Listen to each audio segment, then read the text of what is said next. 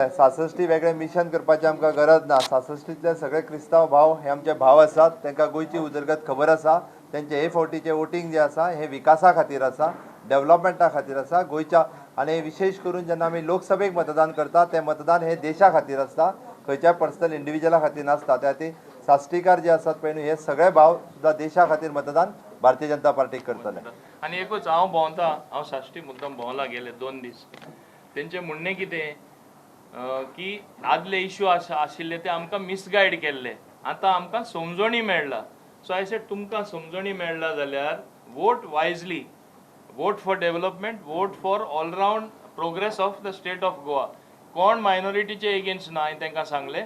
आमी 8 जाण आमदार आसा ते मायनॉरिटीचे आसात, 2 मंत्री आसा, निलेश आनी हांव, आनी मायकल लोबो डेप्युटी स्पीकर आसा। प्रश्नूच येयना हे मायनॉरिटीचेर आसपाचो।